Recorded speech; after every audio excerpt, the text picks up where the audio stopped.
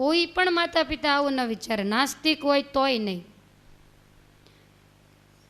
છતાંય બોલવાવાળા, એક તો એમાંય તમે સત્સંગની અંદર હો અને કંઈક ભજન ભક્તિ કરતા હો તો દુનિયા તમારી સામે તાકી જ રહી હોય કે દિવસે આના ઘરમાં કાંઈક થાય અને વારો પાડું ને મંદિરે જાતી બંધ કરી દઉં, આમ જોઈ રહ્યા હોય લોકો.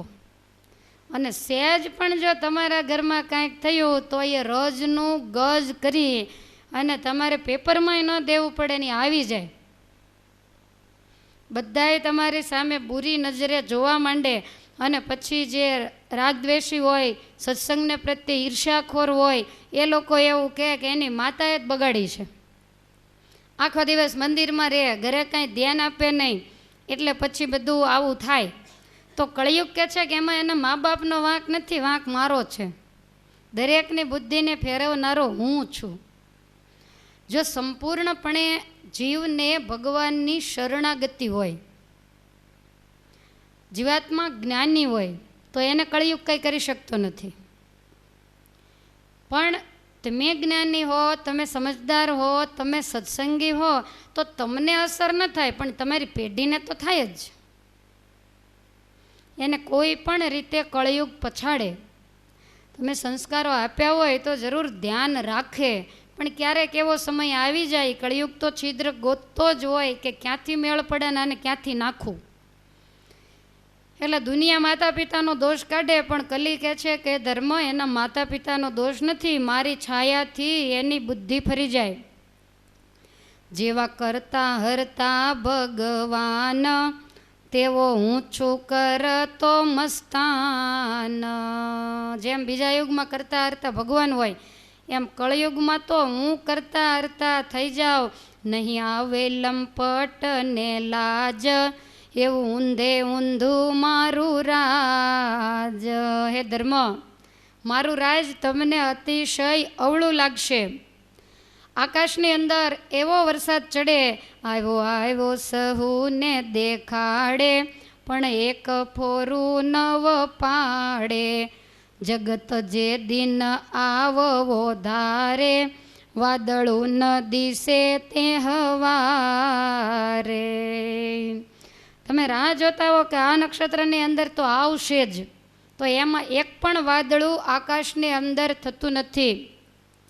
કદી વરસે તો અન્ન એળે જાય, નવ જાય તો જંતુઓ થાય, તે તો વીણી વીણીને એ ખાય, કાં તો ખાનારા જાય ખોવાય. લ્યો, બધું વ્યવસ્થિત થાય તો ઘરમાંથી ખાનારા ખોવાઈ જાય. હવે આ ખોટ તમે ક્યાં પૂરી કરવા જાઓ? દેખાડું હું નવા નવા રંગ, પણ તે રંગમાં નહીં ઢંગ. સ્થિરતા ક્યાંય નહીં, રોજ હું બધું અલગ અલગ બતાવું. ધર્મ ધ્યાન કરવું જે ધારે, તેને નાખવું વિઘ્ન ન ઠારે. મને લાગે છે આ બધા પગ પકડી લે છે, આ કળિયુગ તો નહીં પકડતો હોય ને. ભજન કરવાનો ટાઈમ થાય, તમે નિવૃત્ત થાવ અને તરત જ ગોઠણે સબાકો આવી જાય. આ બધું આવું કહે છે, બની શકે આ કામય પણ એના જ હોય. એ કહે છે કે હું ભજન ન કરવા દઉં. કોઈ ભજન કરતું હોય, બધી રીતે ખૂબ સારું હોય, તો શું કરાવું? મન ફેરવી અભિમાન લાવું, એનું કર્યું કરાવ્યું ધોવરાવું. તો અભિમાન લાવી દઉં એટલે એનું કરેલું બધું જ પાણીમાં જાય. ઘણી ફૂલાશોમાં એને ફૂલાવું, કરેલું સુકૃત સર્વે ડુલાવું. કાં તો એની અંદર એવી હવા ભરી દઉં, એવો ફૂલાશો ભરી દઉં, જ્યાં ને ત્યાં ગાતા ફરે, બધું ધોવાઈ જાય એટલે પૂરું. મારા વારામાં જૂજવા પંથ, વળી કરાવું કલ્પિત ગ્રંથ. જુદા જુદા પંથ, જુદા જુદા ગ્રંથ. કોઈ કહેશે ભગવાન નિરાકાર, કોઈ કહેશે સાકાર, કોઈ કહેશે કરતા હરતા, કોઈ કહેશે અકર્તા, કોઈ કહેશે સગુણ છે સ્વામી, કોઈ નિર્ગુણમાં માને નામી. કોઈ સગુણ, કોઈ નિર્ગુણ પરમેશ્વર કેવા છે એને મારા વારામાં કોઈ પકડી જ નહીં શકે. કોઈ છબી પિત્તળની પૂજે, કોઈને વળી અવળું સૂજે, કોઈ કાષ્ટ મૃત્તિકાની સેવે, કોઈએ સેવવાની વાત મૂકીને વે. કોઈ સેવે અને કોઈ એવું જ કે મૂર્તિ પૂજા કરાય જ નહીં એમ કરીને એ મૂર્તિઓને નેવે મૂકી દે. એટલે એ લોકો ફ્રી, કાંઈ કામ નહીં. પૂજા ને પાઠ ને આ બધું હોય ત્યાં સુધી માણસ પ્રવૃત્તિમય રહે. એટલે અમુક તો વળે એવું કરશે કે છે જુદા જુદા પ્રકારના તિલક, કોઈ ઊભા, કોઈ આડા, કોઈ કાળી બિંદી કરે, કોઈ વળી કપાળે ભસ્મ ચોળે, કોઈ ઊભો ચાંદલો કરે, કોઈ વળી 3 પ્રકારે વક્ર કરે, કોઈ ઊભી 2 સળીઓ જેવું કરે, કોઈ બદામની કળીઓ જેવું કરે. એ તો હજી કેવું હશે ખબર નહીં, આમાં એવું લખ્યું છે. કોઈ ધનુષ આકાર, કોઈ બાણ આકાર. ઘણી વાર આપણે નીકળીએ તો અમુકના કપાળમાં, આખા કપાળમાં ઓલો સૂર્ય જેવું કંઈક દોર્યું હોય તો આપણને એમ થાય કે ઉઠીને ક્યારે બનાવતા હશે, પણ એના બીબા આવે, જેમ તિલક્યું આવે એ રીતે એને સીધું જ લગાડી દેવાનું હોય. નિરાકારવાળા એમ બોલે, અમારો વેદ પંથ સત્ય તો લે. સાકારવાળાનું કલ્યાણ જ નહીં થાય, અમારું જ કલ્યાણ થશે. સૌ કહેશે પંથ સત્ય અમારા, બાકી બીજા બધા છે ધૂતારા. કોઈ રુદ્રાક્ષની માળા પહેરે, કોઈ સ્ફટિકમણીની, જુદા જુદા પ્રકારની માળાઓને ધારણ કરશે અને બધા જ પોતપોતાના પંથને પોતપોતાની જ રીતને શ્રેષ્ઠ માનશે. જગતની અંદર અમુક એવા હશે કે જેણે સત્ય રસ્તો પકડી લીધો હશે, એને મોક્ષ માર્ગેથી પછાડવા માટે હું ખૂબ મહેનત કરું અને છતાંય હું જો એમાં સફળ ન થાવ, જેનામાં હું નવ શકું પેસી, તેના મનમાં સત્ય જાય બેસી. મને એવું લાગે કે આમાં મારું કંઈ ચાલશે જ નહીં, તો સાચું જ્ઞાન થઈ ગયું જેને, મૂકું આળસ ને સુસ્તી તેને. તો આવું કરું તો એને એટલી બધી આળસ ને ઊંઘ મૂકું કે ભજન જ ન કરી શકે, બાકી કરવા ન દઉં. તેથી હાથમાં આવેલું ખૂવે, પછી નવા નવા રંગ જુએ.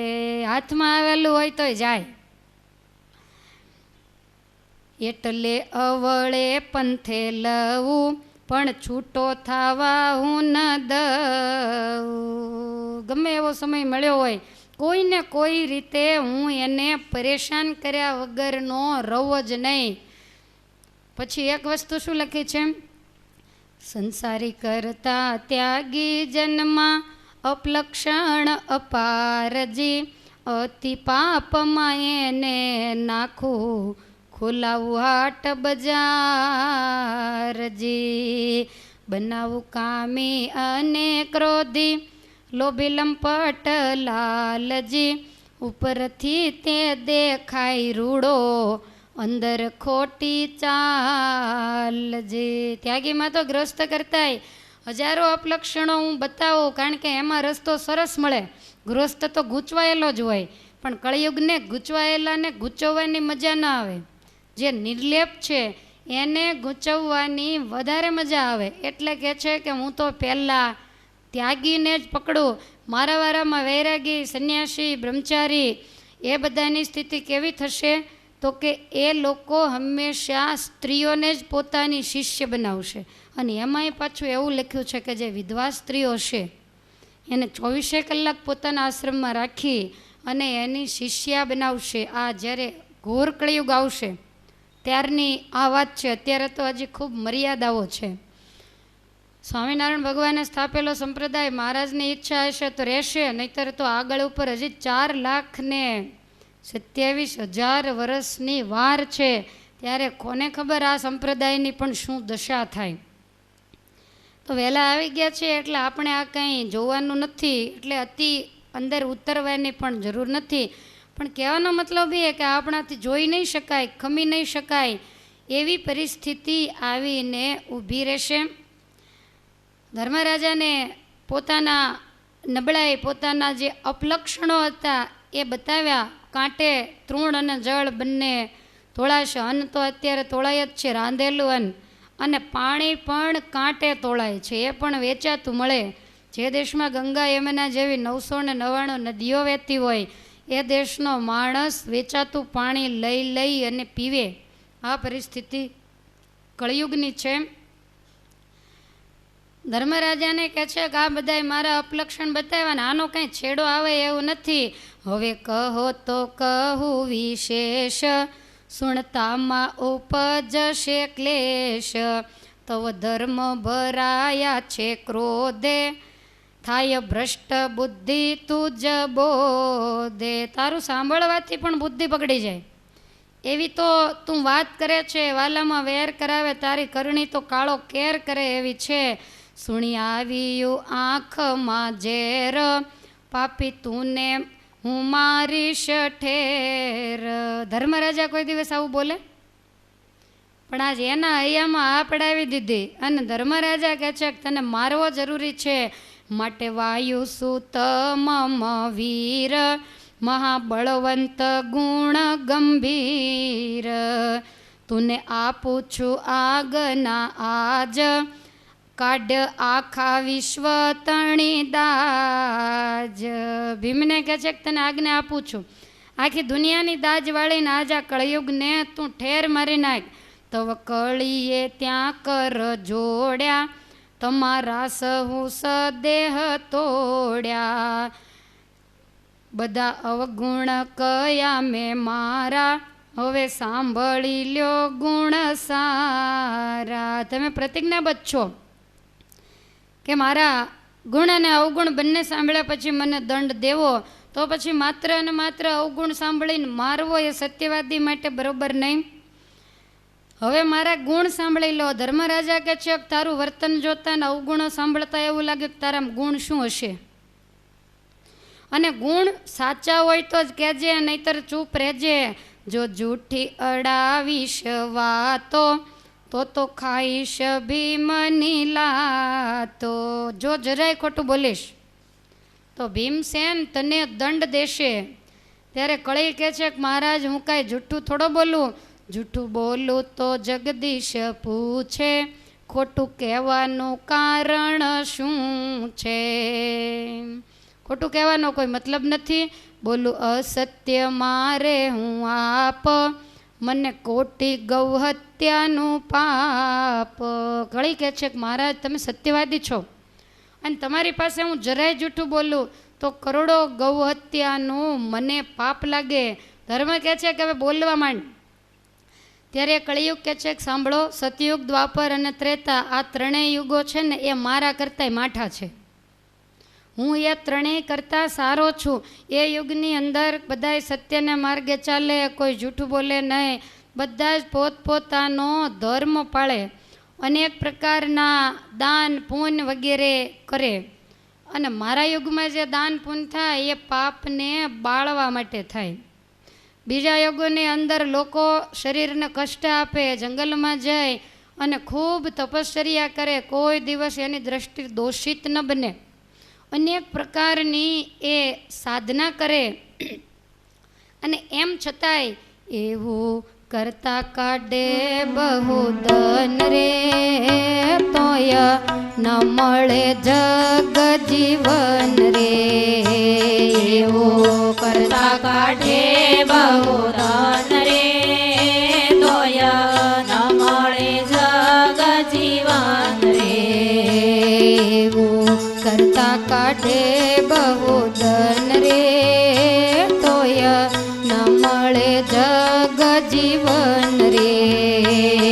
ઓ કરતા કાઢે બહુ ધન રે, તોય ન મળે જગ જીવન રે.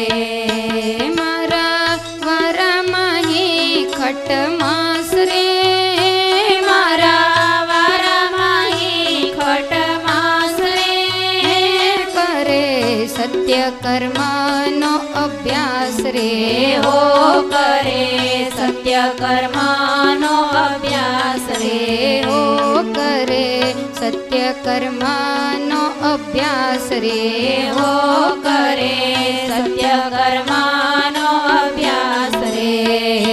તેને તરત મળે મોહન રે, થાય પૂર્વ પૂર્વનો પાપી પાવન રે, તેને તરત મળે મોહન રે, થાય પૂર્વનો પાપી પાવન રે. જપે તપે ન ખૂવે આયુષ રે, જપે તપે ન ખૂવે આયુષ રે, કરું થોડામાં પૂરણ હોશ રે, હો કરું થોડામાં પૂરણ હોશ રે. એવો ગુણ મુજ માહી એક રે, જુઓ ધર્મ કરીને વિવેક રે. એવો ગુણ મુજ માહી એક રે, જુઓ કર્મ કરીને વિવેક રે. એવો કરતા કાઢે બહુ ધન રે, તોય ન મળે જગ જીવન રે, હો તોય ન મળે જગ જીવન રે. આવી રીતે વ્રત તપ ધર્મ નિયમ દાન પૂન ઘણું ઘણું કરે, પણ એને જેટલા જલ્દી ભગવાન ન મળે એટલા મારા વારામાં જલ્દી મળે. માત્ર 6 મહિનાનો અભ્યાસ, તરત ભગવાન રાજી થાય અને પેલી આખી આવરદા ખોઈ નાખે તોય ભગવાનનો રાજીપો મળતો નથી. આ મારામાં સર્વથી મોટો ગુણ છે. વળી 3 યુગની અંદર જે કાંઈ દાન પુણ્ય વગેરે કરે તો જેટલું કરે એટલું જ મળે, અને મારા વારામાં કરે એના કરતાં 1000 ગણું એનું ફળ મળે. આ મારો બીજો ગુણ છે. ભગવાનનું એવું મને વરદાન છે. વળી કહ્યું છે કે મારો તમને એક ત્રીજો ગુણ બતાવું. 3 યુગમાં ઘણા છે વર્ષ, ધ્યાન ધરે ધરીને તે હર્ષ, તે ગણાય તરણા સમ ધ્યાન, મુજમાં ઘડી મેરું સમાન. 3 યુગની અંદર વર્ષો સુધી ધ્યાન ધરે તો ભગવાન એને કાંઈ ગણતરીમાં જ ન લે, અને મારા યુગની અંદર જે કાંઈ ધ્યાન વગેરે થાય તો કે છે કે એક ઘડીકમાં એનું મેરું સમાન ફળ મળે. કોઈ પણ આયોજન ન કરે, જે બુદ્ધિ આવે એ 12ની પેલીમાં બેસી રહે, ખોટો કથાની અંદર ડખો ન કરે. કોઈ પણ હવે દરવાજે એક જણ બેસો, કોઈને પણ અંદર નહીં આવવા દેશો, આવે તો પાછળના દરવાજેથી આવે. કથાની અંદર ખોટો વિક્ષેપ થાય, મારી લિંક તૂટી જાય, સાંભળવાવાળાની લિંક તૂટી જાય. ત્યાં કોઈ પણને ખુરશી નાખીને બેસાડી દો, હવે આ દરવાજાથી કોઈ જ અંદર ના આવે, કથા પૂરી થયા પછી આવે. નાના બાળકો સભાની અંદર છોકરું પોસાય જ નહીં, પણ હવે શું કહેવું તમને.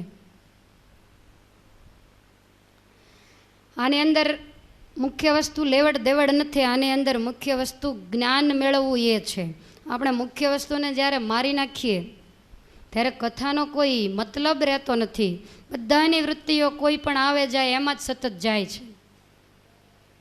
માટે કોઈ પણ દરવાજાની અંદર ગમે તે એક બેન બેસી જાઓ, કોઈને નહીં ઘૂસવા દેશો. આવું હોય એ પાછળથી આવે, અને ઊભા થઈને પણ સભામાંથી કોઈએ જવાનું નથી કથા પૂરી થાય ત્યાં સુધી.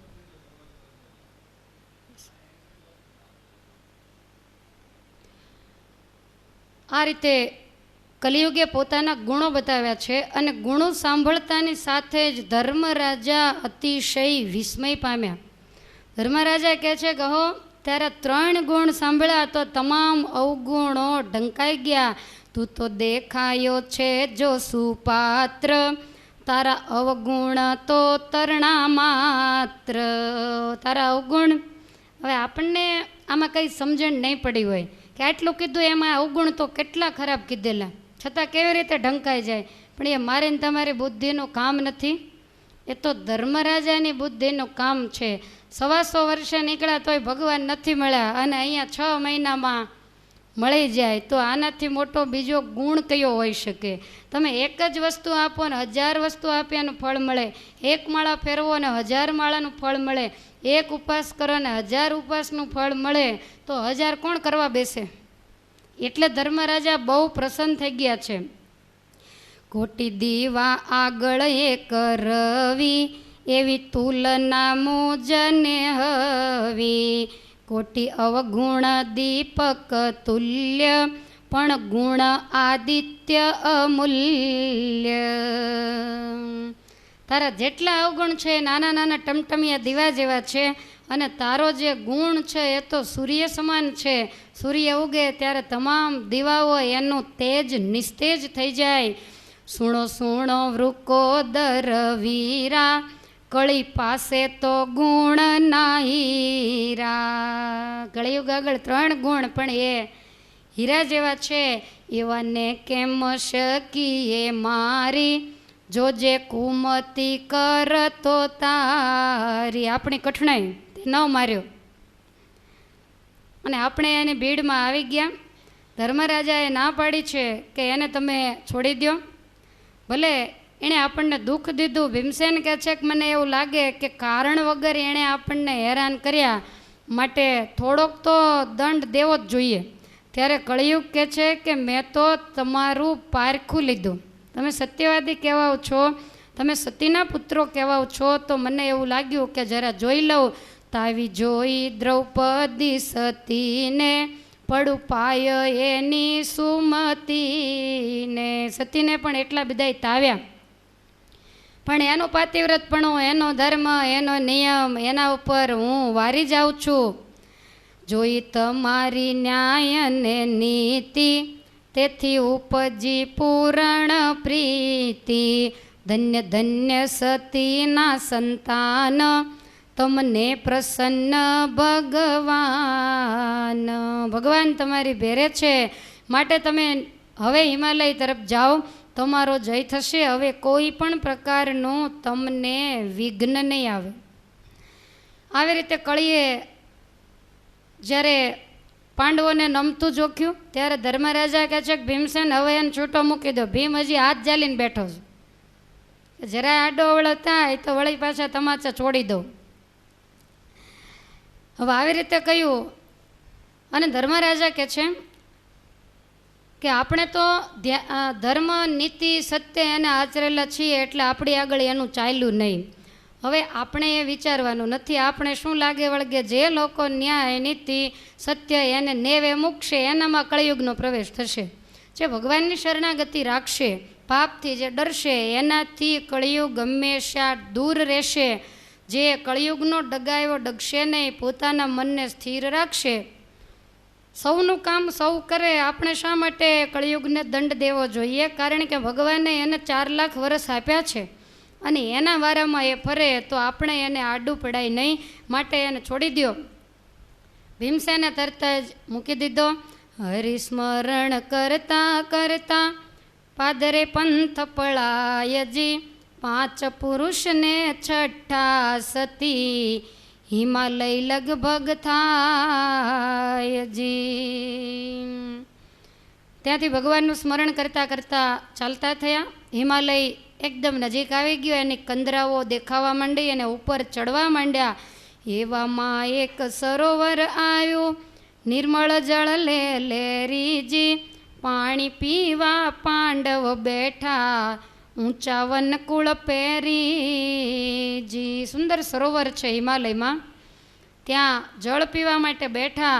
એવામાં થઈ વાઘ ગર્જના, જેમ ગાજે 12 મેઘજી, તેવો ગાજતો દોડતો આવ્યો, વાઘ વાયુ વેગજી. જબરજસ્ત ગર્જના થઈ. વાયુ વેગે દોડતો વાઘ ત્યાં નજીક આવ્યો. 5 ભાઈઓ તો જોઈ અને વિચારમાં પડ્યા કે આ હાડ ગાળવાને બદલે આ જ આપણને ફાડી ખાશે. છેક સુધી આપણાથી નહીં પહોંચી શકાય, માટે શું કરશું? અર્જુને ભીમસેનની સામે જોયું. ભીમસેન કહે છે કે તમે ચિંતા કરશો નહીં, અને તરત જ કચ્છ ભીડી અને વાઘની સામે ચાલ્યા. જઈ અને વાઘને બરોબર જાલી પાછળના 2 પગ અને પૂંછડા પકડી અને એને જ્યાં પછાડ્યો ગોળ ગોળ ફેરવીને, તેવો વાઘનો દેહ ત્યજીને, થયો ગંધર્વ રૂપ ભજીને. ભીમસેનને પગે લાગ્યો, ગંધર્વનું રૂપ ધારણ કર્યું.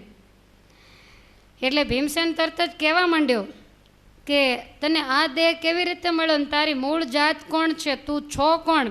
ત્યારે ગાંધર્વ કહે છે કે હું સ્વર્ગનો વાસી છું. એક વખત હું આ ધરતી ઉપર હિમાલયનું સૌંદર્ય જોઈને આવેલો. વનની અંદર ફરતા ફરતા સરોવર પાસે આવ્યો તો અહીંયા દુર્વાસા ઋષિ સાધના કરતા હતા. તે મને વળી મશ્કરી સૂજી. તે એને ડરાવવા માટે મેં વાઘનું સ્વરૂપ લીધું. એની પાસે આવીને મેં ત્રાડ નાખી. ઋષિનો તપ ભંગ થયો.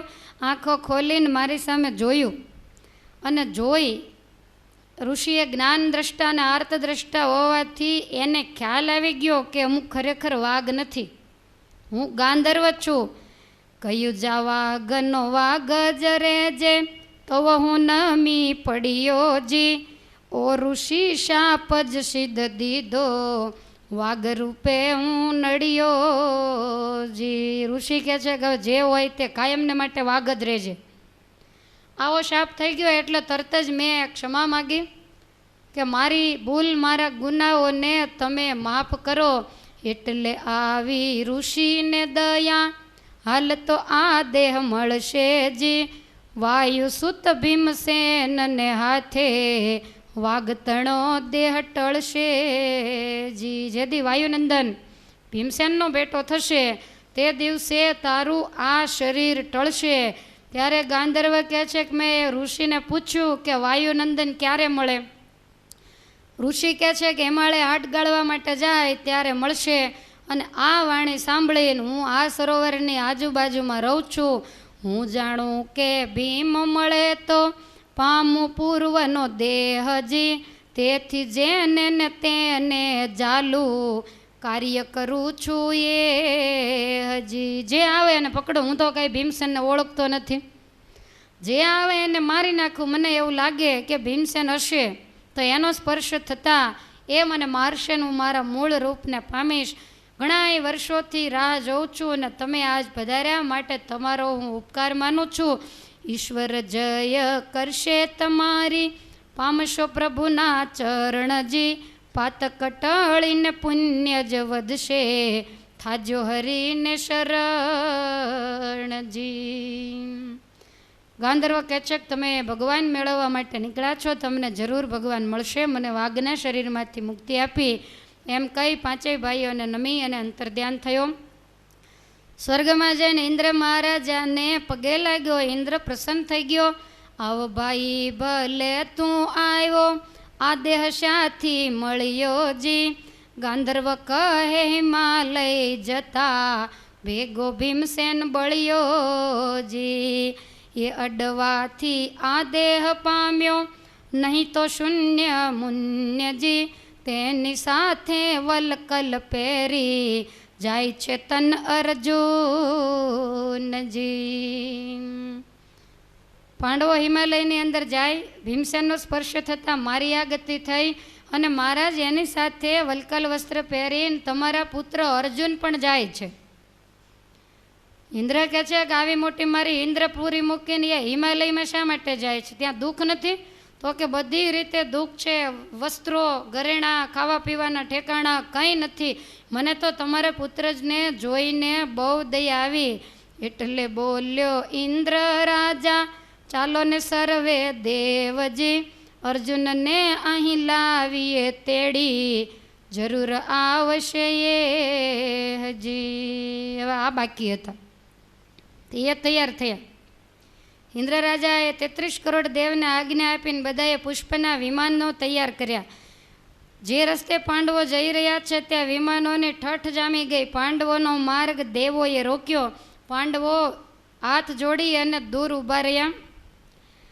એટલે તરત જ ઇન્દ્રએ અર્જુનને પૂછ્યું કે આવો વેશ કેમ લીધો છે? શા દુઃખમાં તું ડૂલી ગયો છો ઓરે મારા બાળજી. શરીરે નથી વસ્ત્ર ને વાઘા, એવું શું આવ્યું આળજી. તારી આવી પરિસ્થિતિ કેમ થઈ? ઘર બહાર રાજપાટ આ બધું તારું કોણે લઈ લીધું? રાજવંશીનો વેશ મૂકી અને આવો વનવાસીનો વેશ તે કેમ ધારણ કર્યો? અર્જુન કહે પિતા મારા, કોઈએ કાંઈ નથી લીધું જી. કૂડો કળયુગ બેસવાથી જાણી જોઈને ત્યાગ કીધું જી. અવની ઉપર કળયુગનું રાજ બેઠું એટલે અમે જોઈ વિચારીને જ બધું છોડી દીધું. એના રાજમાં રહેવાનું અમને પસંદ નહોતું. ત્યારે ઇન્દ્ર કહે છે કે આ પૃથ્વી ઉપર કળિયુગ આવ્યો તો તારે સ્વર્ગમાં આવતું રહેવાય ને. સ્વર્ગ તારું જ છે, તને આ રસ્તો કોણે બતાવ્યો? બહુ મોટી તે ભૂલ કરી. ભગવાને આવો મનુષ્ય દેહ આપ્યો એ તો ભોગ અને વૈભવ ભોગવવા માટે આપ્યો છે. એને છોડી અને હાથે કરીને દુઃખી શા માટે થવું જોઈએ? ઘણાના આવા વિચારો છે. કેમ? ઘણા લોકો આવું વિચારે, ભગવાને આપ્યું છે તો શા માટે ઉપવાસ કરવા જોઈએ? શા માટે ભૂખ્યા રહેવું જોઈએ? ભગવાને સુવાનો સમય આપ્યો છે તો શા માટે વહેલા ઉઠીને હેરાન થવું જોઈએ? આવી લોકોની માન્યતા હોય.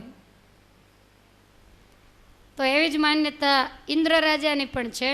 એટલે કહે છે કે સુખ સંપત્તિ બધું છોડી તો જ ભગવાન મળે એવું કંઈ છે નહીં.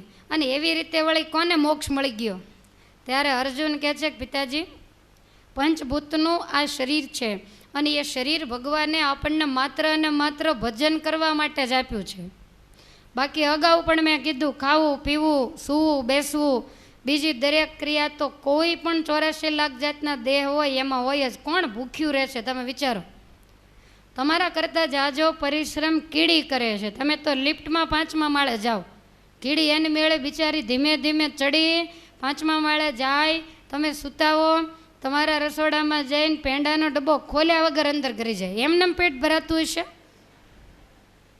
બીજા ચોર આવે તો તમે એને કેટલા હેરાન કરો, અને આ ચોરને તમે શું કરો? સારું છે કવિ કે ભગવાને કીડીને પગમાં ઝાંઝર નથી પહેરાવ્યા, નહીતર તમે જાગી જાત.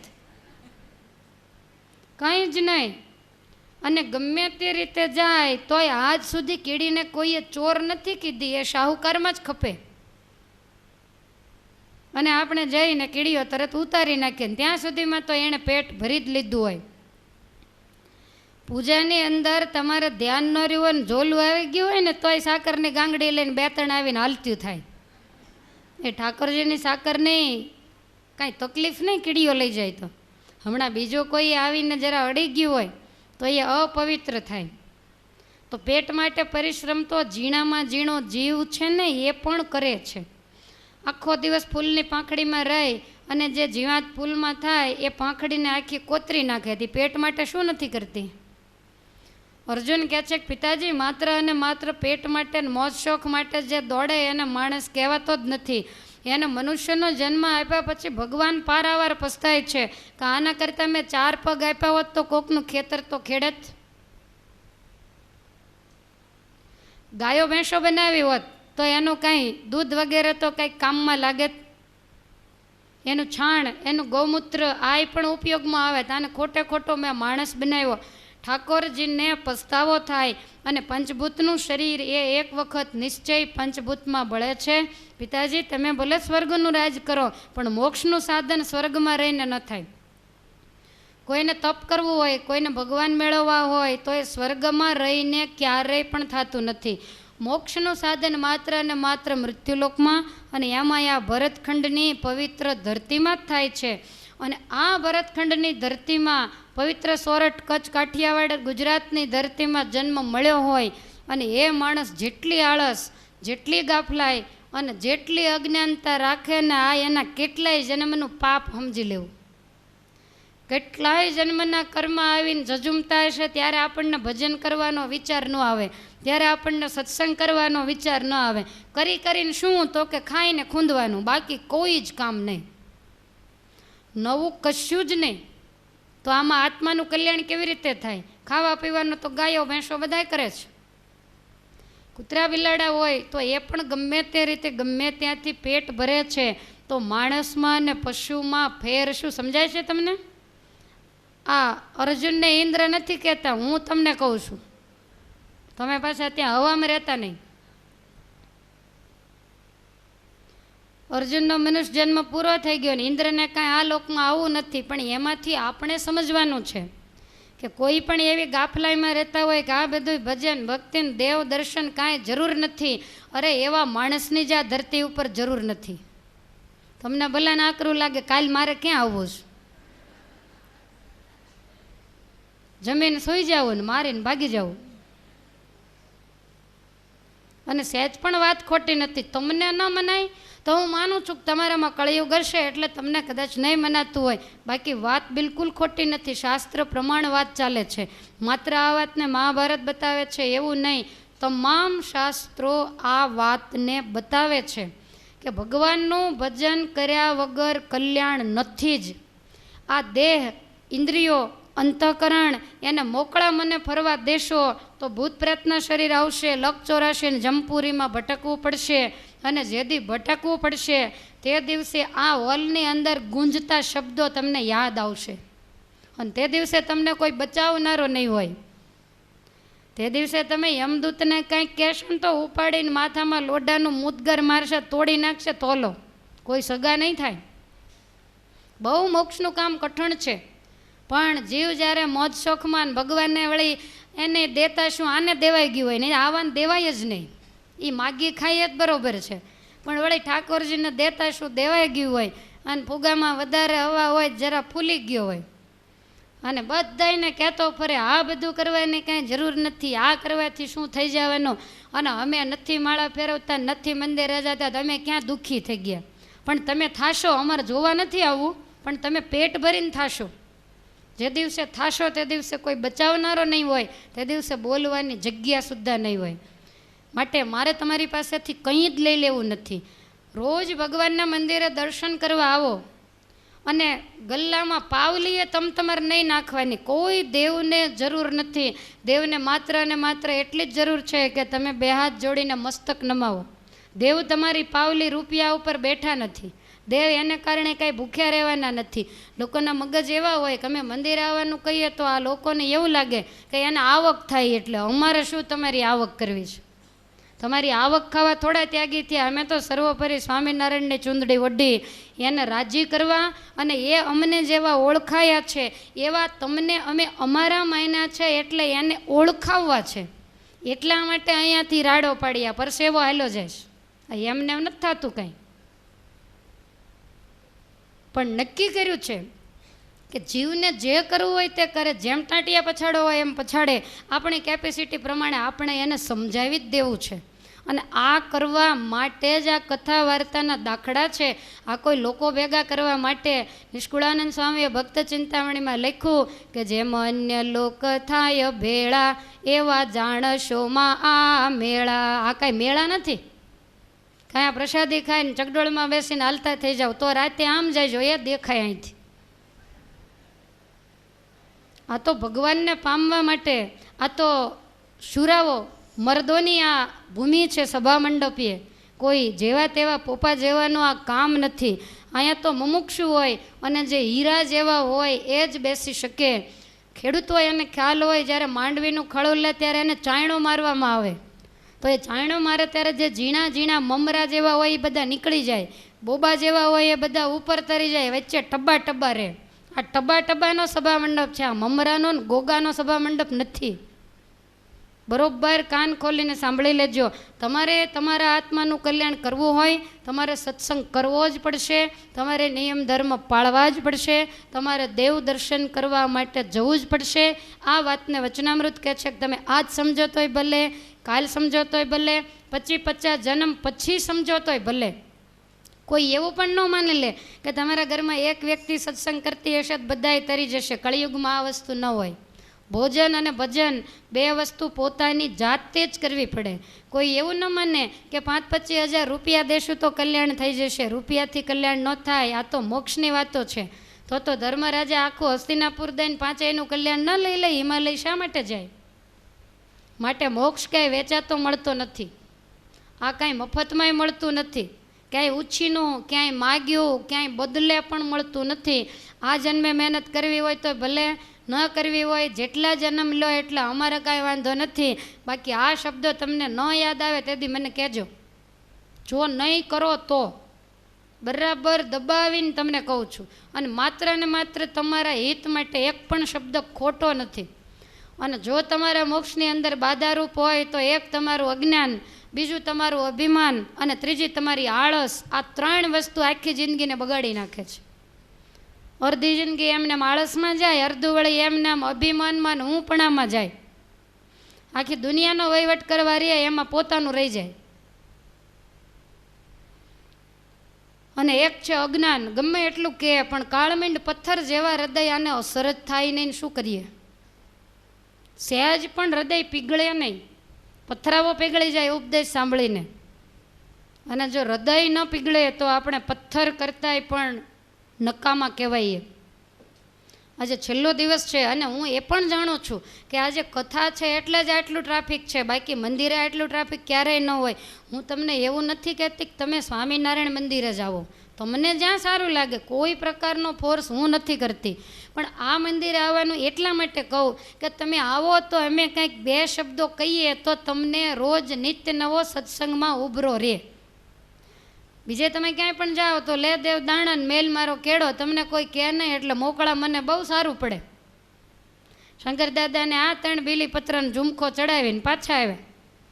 પોણા ભાગનું પાણી ને પા ભાગનું દૂધ, દાદા નાઈ લેજો. એ કરવું ન કરવું એવી વાત નથી, પણ જ્યાં કથા વાર્તાનો યોગ હોય. ગુણાતીતાનંદ સ્વામી કહે છે કે જીવાત્માનું વધારેમાં વધારે રૂડું કથા વાર્તાથી થાય. તમે જેટલી કથા વાર્તાનું શ્રવણ કરો એટલો તમારો આત્મા મજબૂત અને બળિયો બને. આ જે નબળાઈ છે ને એ બધી કથા વાર્તાના અભાવે નબળાઈ છે. તમારામાં નબળાઈ, તમારા નાના સમાજમાં નબળાઈ, તમારી પ્રજામાં નબળાઈ, આ બધું વારસામાં આવે. જેમ બુદ્ધિ વારસામાં આવે એમ નબળાઈ પણ વારસામાં આવે. માટે મારી તો તમને એ જ ભલામણ છે કે બીજા બધાનું જે થવું હોય તે થાય, પણ આપણો મોક્ષ ન બગડે, આપણું કલ્યાણ થઈ જાય એવું સાધન આપણે કરી લેવું. કાલે અધિક માસ પૂરો થશે, 15 દિવસ પછી પવિત્ર ચાતુર્માસ ચાલુ થશે. આપણા ઈષ્ટદેવ વિષ્ણુ ભગવાન વરસાતળમાં બલિ મહારાજાના દરવાજે જાય. આપણને વિશેષ ભજન ભક્તિ કરવાની આજ્ઞા આપી છે. ભગવાનની કેવી દયા, બધા અડખે પડખે રહે. અમુકને તો વાહનો હોય, મંદિરે આવતા વાર શું લાગે કયો જોઈ. ભગવાનના દર્શન કરીએ, નિત્ય ઉઠીને ઠાકોરજીનું મુખારવિંદ જોઈએ. તમે એની સામે જુઓ તો એ કોકદી તમારી સામું જોવે, પણ તમે એના દરવાજા સામું ન જોતા હો. પછી જ્યારે તકલીફ આવે ત્યારે 2 હાથ જોડીને કે હે હનુમાન દાદા તમને શ્રીફળ જોટો મૂકીશ. હનુમાન દાદા કે મારે અહીંયા મોટું ટીપડું ભર્યું છે, મારે તારે શ્રીફળ જોટાની જરૂર નથી. 50,000ની થોકડી ખોવાઈ જાય તો કે દાદા તમને ડબ્બો ચડાવીશ. દાદા કે 50,000નું તેલ લઈને ધૂપકા ન મારું અંદર, તારા 50,000 ગોત દઉં ત્યારે તું એક ડબ્બો ચડાય. દાદાને રૂપિયાને નથી પડી, પણ તમે કાયમ જો એનું ભજન કરતા હો, સેવા કરતા હો, ભક્તિ કરતા હો, નિત્ય એના દર્શન કરતા હો ને તો વગર કીધે એ તમારું કામ કરે. જરૂર પડે ત્યારે હે ભગવાન એવી રીતે બધાય બૂમો પાડે. અને બાકી ભગવાનને કાંઈ લેવા દેવા જ નહીં. ભગવાન કાંઈ છે જ નહીં, બધું ઓટોમેટિક ચાલે છે. ઘણાય આવું માનતા હોય. એક જણો આવો નાસ્તિક જ હતો, તે કોઈક સાધુ સંતો મળી ગયો, એ કે ભગવાન છે જ નહીં, આ દુનિયા તો બધી ઓટોમેટિક ચાલે છે. ત્યારે ઓલા સાધુનો મગજ ગયો. સાધુ કે બકરાના પેટમાં લીંડીઓ વાળવા તારો બાપ જાય છે, ભગવાન નથી તો આ અંદર ગોઠવણ કોણ કરતું હશે? તમે જુઓ એક જ સરખી સાઈઝમાં કાંઈ ફેર નહીં, તો આ બનાવતું કોણ હશે? કોક હશે તો ખરું ને. માટે કોઈ પણ એવો નાસ્તિક ભાવ ન રાખે. પરમેશ્વર છે જ, એને જ આધારે આ ધરતી ચાલી રહી છે અને એની મરજી વગર સૂકું પાંદડું તોડવાય સમર્થ નથી. તમારે અત્યારે ઘણું ઘરે જવું હોય પણ વચ્ચે જ જવાનું માંડ્યું હોય તમે ઘર નહીં જોઈ શકો. એટલે આપણું કાંઈ ચાલતું નથી. માટે આજે છેલ્લો દિવસ છે એટલે ખાસ કહું છું કે બંધ નહીં થઈ જવાનો. દિવસથી સવારના 6 વાગ્યાથી રાતના 8 વાગ્યા સુધી જ્યારે સમય મળે, ગોપીનાથજી મહારાજના દરવાજા ખુલ્લા છે, વળી દરવાજા સામે જ નજર રાખીને બેઠા છે. માટે એક વખત ઠાકોરજીના દર્શન કરવા, સવારે કથા થતી હોય, બપોર પછી કથા થતી હોય, 2 વખત આરતી થતી હોય, એવો નિયમ રાખવો. ઠાકોરજીના દર્શન ન થાય તેથી જમવું નહીં. અને તમે જુઓ કેવા દર્શન થાય. અને તમને એવું લાગે ને તો 6 મહિના નિયમ રાખી જવો ને પછી તમને કાંઈ ફાયદો ન થાય તો તમારે બંધ. 6 મહિના તમે ભજન ભક્તિ કરી જુઓ, ટ્રાય કરો, અને એમાં અસફળતા મળે તો અમારે કંઈ ગીર્દી કરવાની જરૂર નથી. તમારા આત્માના હિત માટે છે. માટે દરેકને આજુબાજુવાળાને ખાસ ભલામણ છે કે મહારાજના દર્શન કરવા માટે રોજ 1 વખત જરૂર આવવું. આવી શકાય તો પાઠશાળાઓ, આટલી બધી પાઠશાળાઓ ચાલે છે, મંત્રો બોલાતા હોય, શ્લોકો બોલાતા હોય, જે આવતા હોય એ બધા જોડે જોડે બોલે ને બીજા બાગાની જેમ બેસે કે આ શું બોલતા હશે. પણ તમે આવો તો ખબર પડે ને. અને ધાર્મિક ક્ષેત્રની અંદર ક્યાંય ખોટનો ધંધો ન હોય. અમારા સ્થાનમાં હજી કળિયુગ નથી આવ્યો અને અમે છીએ ત્યાં સુધી આવવા પણ નથી દેવાના. એટલે ખાસ ખ્યાલ રાખી અને તમારા મોક્ષ માટે તમે આવજો, ભજન ભક્તિ કરજો, સત્સંગમાં જોડાજો. થોડું અઘરું લાગશે પણ નિયમ ધર્મ જરૂર પાળજો તો મહારાજ તમારા ઉપર રાજી થશે. સવારે તો મેં નક્કી કર્યું હતું કે સવારે બિચારાને વધારે કહેવાય ગયું તો અત્યારે નથી કહેવું, પણ મને એમ થયું કે અત્યારે નહીં કહું તો હવે રામાયણની કથામાં ભેગા થશે ત્યાં સુધી નહીં થાય. અને તમારી ડાળો ડાળા જ આવી ગઈ એટલે મારા પાંદડા તો કાંઈ ગડોતરીમાં નથી હોતા. છતાં એવો ગોપીનાથજી મહારાજ ઉપર ભરોસો છે. 5 જણાને કદાચ અડી જાય અને 5 જ જણા જો મંદિરે નિત્ય આવતા થઈ જાય ને સત્સંગ કરતા થઈ જાય તો અમારો આ અઠવાડિયાનો દાખલો સફળ થઈ ગયો. આટલું તો બહુ થઈ ગયું. માટે ખાસ પાછળ બેઠા બહેનોને પણ ભલામણ કરું છું, આજુબાજુની સોસાયટીઓમાં રહેતા હો, મોટા સુરત અને મુંબઈ જેવા શહેરમાં 10-10, 15-15 કિલોમીટર મંદિર દૂર હોય તોય શુરવીર હરિભક્તોને મંગળા કરવાના નિયમ હોય. અને ઘરમાં ઘૂસ્યા પછી બહાર નીકળવાની ખબર જ ન પડે આપણે છીએ કઈ રીતના. તમારે એમ કે ઘરમાં ને ઘરમાં કલ્યાણ થઈ જશે, ક્યારેય નહીં થાય. ઘરમાં ને ઘરમાં થઈ જશો પણ ભૂત ઘરમાં બીજું શું થાય. માટે ભજન અને સત્સંગ ખૂબ આવશ્યક છે. મુક્તાનંદ સ્વામી ને બ્રહ્માનંદ સ્વામી બધા સંતો કહે છે કે નિષ્દિન સંત સમાગમ કીજે. રાત્રિ દિવસ સાધુની ભેગા રહેવું. એટલે રાત્રિ દિન રહ્યો કાંઈ નહીં, 1 કલાક રહ્યો તોય ઘણું છે. આખો દિવસ ચડેલું ઝેર હોય, 1 કલાક આવીને નોળવેલ સૂંઘો ને તોય ઝેર ઉતરી જાય. પણ આ તો એટલા બધા ઝેરી થઈ જાય કે જેને બટકી ઉભા રહે એને ટાળી દે. કારણ કે નોળવેલ સૂંઘે જ નહીં. આ કથા વાર્તા છે ને એ નોળવેલ છે, આ શાસ્ત્ર છે એ નોળવેલ છે. સર્પ અને નોળિયો બંનેને દુશ્મનાવટ. એ જ્યારે ઝઘડો કરે અને સર્પ જ્યારે નોળિયા ઉપર ડંખ મારે ત્યારે એને ઝેર ચડે. ઝેર ચડે એટલે એ દોડીને વાડીમાં નોળવેલ હોય એને ઓળખતો હોય, જઈને સૂંઘી આવે એટલે ઝેર ઉતરી જાય. તો તમે સંસાર રૂપી વનની અંદર ફરો છો. અમારી દ્રષ્ટિએ વન છે, તમારી દ્રષ્ટિએ તો કાંઈક રાજાશાહી હશે. પણ યા નિશા સર્વભૂતાનામ તસ્યામ જાગૃતિ સંયમી યસ્યામ જાગૃતિ ભૂતાની સા નિશા પશ્યતો મુનેહે. દુનિયા જે દ્રષ્ટિએ જાગે છે ને એ દ્રષ્ટિએ સાધુ સૂતા છે. અને સાધુ સંતો જે જગ્યાએ જાગે છે મોક્ષના માર્ગમાં એમાં સંસારી નસકોરા બોલાવે છે, એ બધા ઊંઘે છે. તો કથા વાર્તા રૂપી નોળવેલ એ માયાના પંચ વિષયના ઝેર લાગ્યા પછી 1 વખત રોજ સૂંઘો તો રોજે રોજનું નીકળી જાય. અને જાજુ ઝેર ભેગું થઈ જાય પછી ફીણ આવી જાય મોઢે. સમજાય છે ને તમને? આ વાત તો ગળે ઉતરે છે કે તમારે હવામાં ભડાકા થાય તો આ વાંધો નહીં. આમ તો ચારે બાજુ પેક છે એટલે ક્યાંય જાય એવું નથી. તો ખાસ ધ્યાનમાં લેજો. મારે કોઈ માણસો ભેગા કરવા ને બધાને ખેંચવા કોઈ ચિંતા જ નથી. એક જ વ્યક્તિને ખેંચવાના છે, હરિકૃષ્ણ મહારાજને, બાકી કોઈને પણ જરૂર નથી. પણ એવું લાગે કે અમારા હૃદયમાં જે વસ્તુ પડી છે તમારામાં જાય તો સારું. તમારા રોટલા ખાઈને અમે ધામમાં જઈએ ને તમે હેરાન થાવ, ભૂત થાવ, એ અમને પસંદ નથી. એટલે એમ થાય કે ભેગા ભેગા આવે તો સારું, એટલા માટે કહેવાય છે, બાકી કોઈ કારણ નથી. તમે તમારે 50 જન્મ સુધી અહીંયા હેરાન થાવ ને કૂટાવ ને લેરું કરો તો અમારે શું લેવા દેવા છે. પણ છતાંય અંતરથી દયા આવે કે આવે તો સારું, એનું સારું થાય તો સારું. અરે રે આ અજ્ઞાની જીવને કેદી સમજાશે, આવો ઘણી વાર વિચાર આવે કે કેદી સમજશે. મહારાજને એમ કહેવાય જાય કે મહારાજ હવે આની સામે કાંઈક નજર કરો તો સારું, નહીંતર આના જન્મના જન્મ બગડી જવાના છે. 1 વખત તમે દયા કરી દો ને આમાંથી છૂટો થાય તો 1 નહીં તો ઉપાધિ ગઈ. તો હરિકૃષ્ણ મહારાજના ચરણમાં હવે તમે બધાએ પ્રાર્થના કરીએ કે અમને એવી સદબુદ્ધિ આપે, તમને પણ એવી સદબુદ્ધિ આપે કે ફરી વખત હવે માતાના ગર્ભમાં આપણે ન જવું પડે, આના આ જ જન્મે છૂટા થઈ જઈએ અને ભગવાનને પામી જઈએ. આપણી મંજિલ, આપણું લક્ષ્ય અને ધ્યેય ત્યાં સુધી આપણે પહોંચી જઈએ.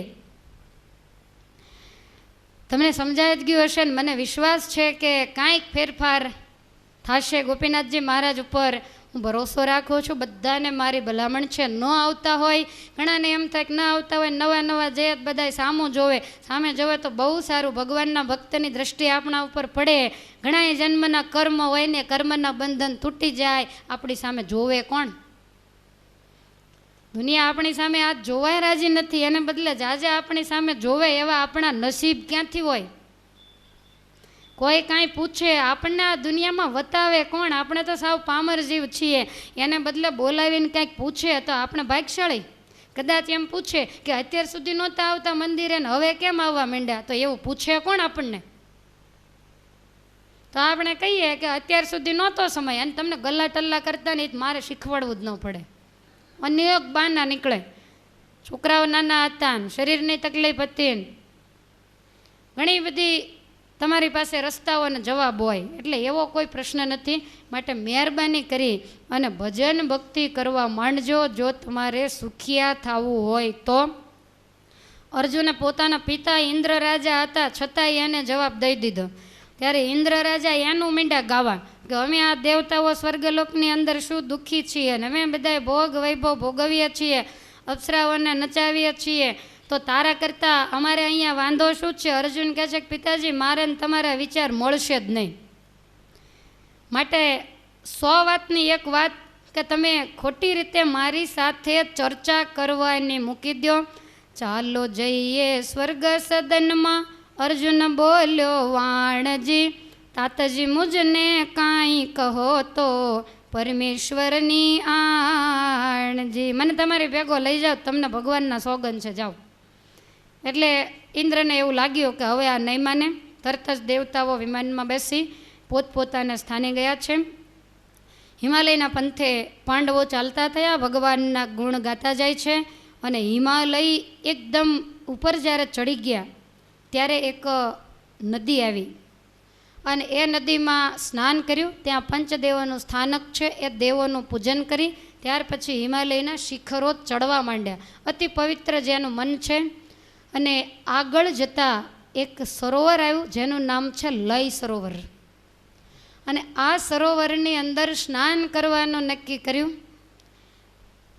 કિનારે ગયા અને બધાએ સ્નાન કર્યું. સ્નાન કરીને જ્યાં બારા નીકળે ને કિનારે પહોંચ્યા, કિનારા પર જાતા જાતા નિકુલ લાગ્યા ગળવાજી, શીતળતા ચડી ધ્રુજ જ લાગી, શરીર લાગ્યું કળવાજી. જેવી રીતે સબરસ ગળે તેવી રીતે ગળવા લાગ્યો જી, રામ કૃષ્ણ સૌ ભાઈ બોલે, જોતા જોતા દેહ ભાગ્યો જી. બહાર નીકળ્યા, પહેલી અસર નિકુલજીને થઈ. જેમ પાણીમાં મીઠું ઓગળે એમ નિકુલજીનું શરીર ગળવા માંડ્યું. ચારેય ભાઈઓ દ્રૌપદી વગેરે રામકૃષ્ણ રામકૃષ્ણ ભગવાનના મંત્રનો જપ કરે છે. નિકુલજી પણ ભગવાનને યાદ કરે, અને જોત જોતામાં નિકુલનું શરીર જળ ભેગું જળ થઈ ગયું.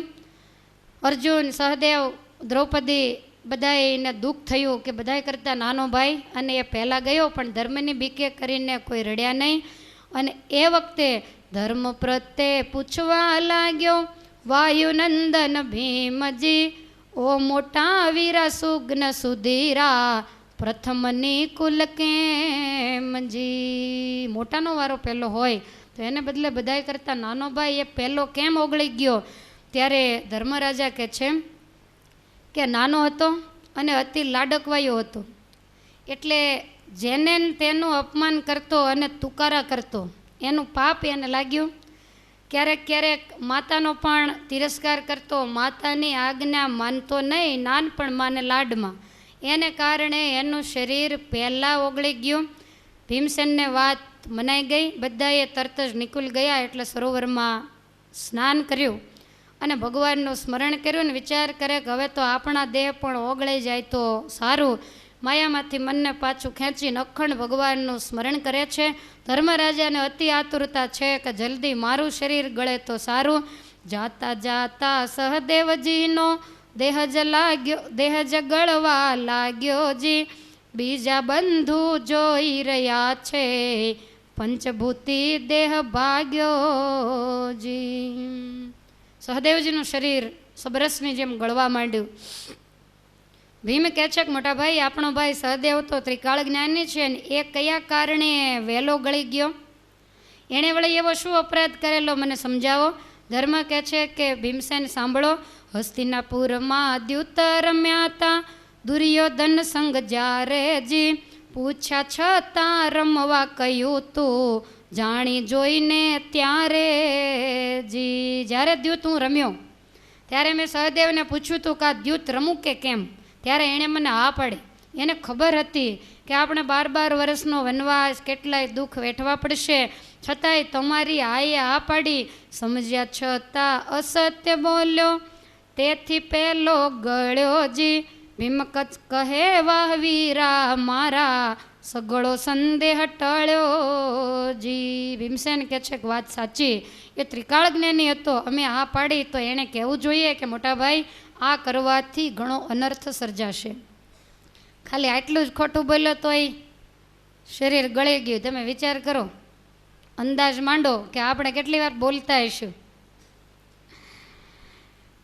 ત્યાંથી સહદેવજી ગયા એટલે બધાએ પાછું સ્નાન કર્યું અને જ્યાં આગળ ચાલવાની તૈયારી કરે ને એ જ વખતે અર્જુનનું શરીર ગળવા માંડ્યું.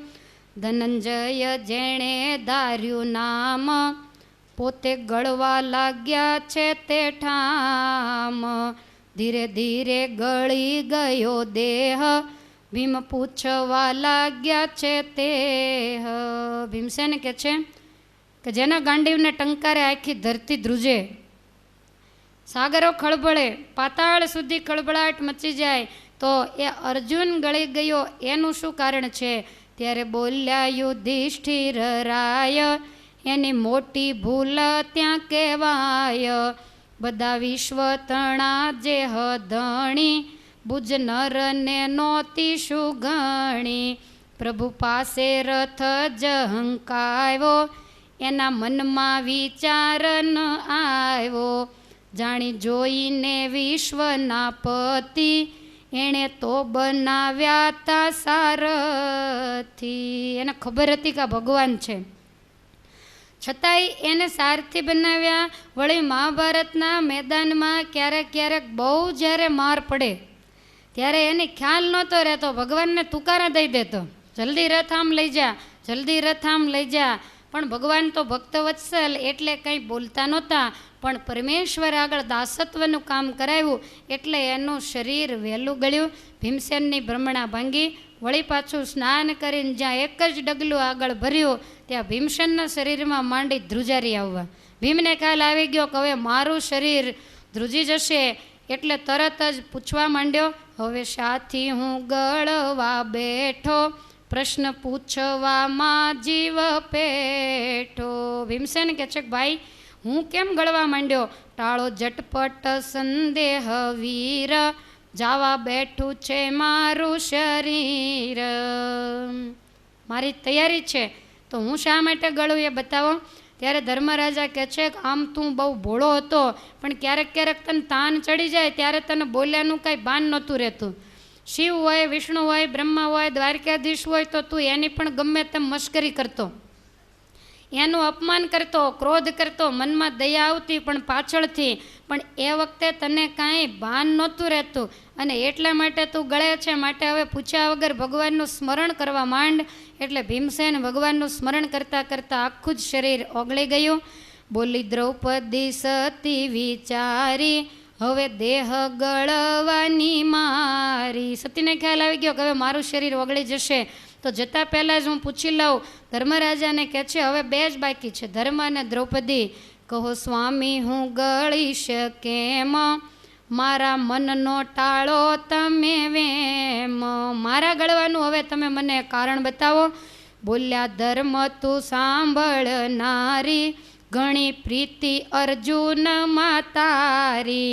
5 પતિમાં વાલો એહ, શમ વિષમનો દોષ તે. તે 5ની સાથે લગ્ન કર્યા, પણ તને વધારેમાં વધારે વાલા હોય તો અર્જુન હતા, કારણ કે મત્સ્યવેદ એમણે કરેલો. તો 5 પ્રત્યે સમ વિષમમાં તારે થોડી ભૂલ થઈ ગઈ અને એટલા માટે તું ગળી જઈશ.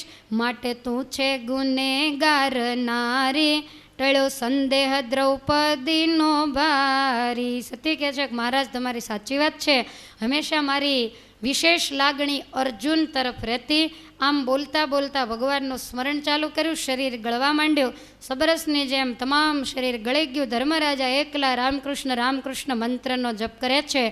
અને ત્યાર પછી ધર્મરાજા જ્યાં સરોવરમાં સ્નાન કરવા ગયા અને એ જ વખતે એની ટચલી આંગળીનું ટેરવું માંડ્યું ગળવા. બીજું તમામ શરીર એ સુંદર મુક્તના દેહની અંદર ફેરવાઈ ગયું, પણ એક જ ટેરવું ગળ્યું. દેહ એટલો બધો સુંદર અને તેજસ્વી થઈ ગયો. ત્યારે ધર્મરાજા એકલા માંડ્યા વિચાર કરવા કે મેં ટળ્યું ટેરવું તે તો મેં જાણ્યું, દ્રોણ સામે જૂઠાણું મેં તાણ્યું, ગુરુના સુત અશ્વત્થામા મર્યા ત્યારે ગયા એમ સામા. દ્રોણપુત્ર અશ્વત્થામાનું મેં નામ દીધું, એનો હાથી મરાયેલો. મને ખ્યાલ હતો કે હાથી મર્યો છે, અને છતાંય પણ હું નરોવા કુંજરોવા બોલ્યો તો એટલું ખોટું બોલ્યો, એને કારણે મારું આજ આ ટેરવું ગળી ગયું. એવી ધારણા ધારી છે ધર્મે, ગયું ટેરવું તો મારા કર્મે. હું ખોટું બોલ્યો એટલે આટલું ઓગળી ગયું. ત્યાર પછી ભગવાનનું સ્મરણ કરતા સામે કિનારે ગયા વિચાર કરે છે કે હવે ક્યાંથી ભગવાનના ધામમાં જવા માટેનો રસ્તો હશે, કાંઈ રસ્તો દેખાતો નથી. એમ ને એમ ભગવાનને સંભાળતા સંભાળતા ઉપર ચડવા માંડ્યા. અને એમ કરતાં આગળ જતાં 3 રસ્તા આવ્યા. એક માર્ગ કૈલાસમાં જાય, બીજો બ્રહ્મપુરીમાં પળાય, ત્રીજો માર્ગ છે વૈકુંઠ કેરો, જેને યમ ગાલે નહીં ઘેરો. 3 રસ્તા, એક કૈલાસમાં જાય, એક સત્યલોકમાં જાય અને એક ભગવાનના ધામ તરફ જાય. હવે ધર્મને ખબર નથી કે કયો રસ્તો ક્યાં જાય, એટલે ધર્મએ વિચાર કર્યો કે મારે કઈ રસ્તે જાવું. અને એ જ વખતે શંકર ભગવાનના દૂતો આવ્યા અને કહેવા માંડ્યા કે હે સતીના પુત્ર, તમે સત્યવાદી છો, ભોળાનાથે મને તેડવા માટે મોકલ્યા છે, તો તમે કૈલાસમાં પધારો. બોલ્યા યુધિષ્ઠિર વાત સુણી, શિવ સદા છે જો તમો ગુણી.